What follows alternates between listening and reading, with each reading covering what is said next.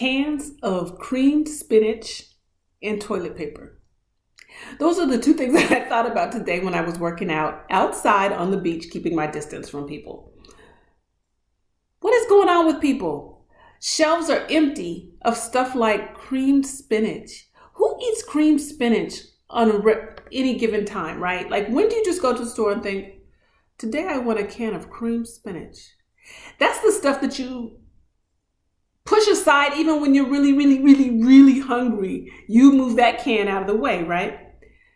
But there's none to be found in the stores right now, which is absolutely bizarre. People are buying food that they would never really eat, that they probably won't eat, and they're just hoarding it.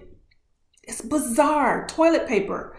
Nothing in any of the medical or scientific papers says that this pandemic has symptoms and that need toilet paper. People are going out, making moves and decisions sheerly based on fear, and has nothing to do with any information, any logic, any research that is out there. They're just moving and acting and reacting. I was in a store and this woman was panicking, literally panicking. She was 6 feet away from me, but we were both in the bread aisle. And she looked at me and she said, "This is crazy, right?" And I said, "It is, but we can make it through if we just stay calm." And she was like, "I'm trying to, but how do we stay calm? There's just so much going on. The kids' school is closed. My job is not closed. I've got to buy the right food. They told me I need a certain kind of food, but I didn't have the money to get it. But now that I do, the kind of food that I need is not here. And what do we do?" I'm like, "Take a deep breath. It's going to be okay. Just keep doing the next right thing." And I could tell she was glossed over. She couldn't hear me. And she was just like, "I don't know what I'm going to do. I had to take a vacation day today, and I don't know if I'm going to get everything together. I've got to try to organize everything to see what's happening at work and what's happening at home." And I'm like, "Whew, it's going to be all right. Take a deep breath and just keep doing the next best thing." And I went on and did the next best thing. All of this is just, when I saw her, I thought about books that I've read about contagions and epidemics and pandemics. And she was that lady who's running down the street with birds attacking her head, right? She's running down the middle of the street, just running as the birds attack. And people are watching from inside thinking, go inside. The crazy thing is, we've got to decide how we're going to act and react during this. Are we going to be the lady running down the street with the birds attacking her head? Or are we going to look really closely at those kinds of novels and think, who usually survives?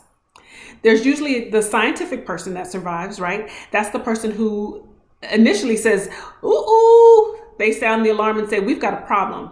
And they tell the powers that be, "We've got a problem. This is going to get out and this is the problem and we need to contain it now." Powers that be say, "Nope, we're not going to start a large scale panic. We're not going to do anything to create chaos. We're going to have you contain this, shut it down, and shut up," right? The scientist is like, "Nah, that's not the best answer, because if this gets out of control, it's going to be catastrophic." Then there's the muscle person, right? There's the person who has just sheer brute strength and fighting skills and the ability to fight off whatever's coming.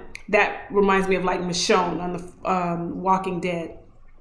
Then you have kind of a nurturer, aloof, kind of calm person that is able to be oblivious to the chaos and has the great ability to keep calm for the group of survivors that they're with in the midst of all the chaos. And somehow or another, there's always a child or two that survive, and usually a dog. And then, of course, there are the panickers and the people who think that they are exempt from whatever epidemic or chaos or virus is going around. And so they do little to nothing to protect themselves. Those people usually kind of slowly die off. You find them walking through a store and there's no food left, and you cut to the scene and all you see is a hand with, blood dripping away from it.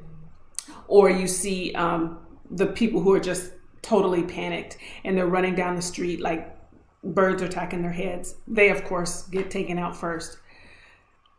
I want to be that person who, at the end of the book, after all the chaos is over, after everything is said and done, I want to be that person who, as the narrator speaks and says, this day started like any other, but on this day, they could open the door. She stepped out into the fresh air. She had to shield her eyes because the sun was so bright, but the sun felt warm against her skin. She looked over and saw a butterfly flit by and land gently on a newly bloomed flower. In the distance, you can hear a bird. End scene. That's me. I want to be her. I want to be that person who has the opportunity to restart society, help businesses start again, get kids back in school, help old people re-engage, figure out how the new normal is going to be in this society. I don't want to be that person who didn't make it. I want to get on this side of this. I want to make it all the way through. And the way we do that is by doing the very next best thing, the very next right thing. It's not political.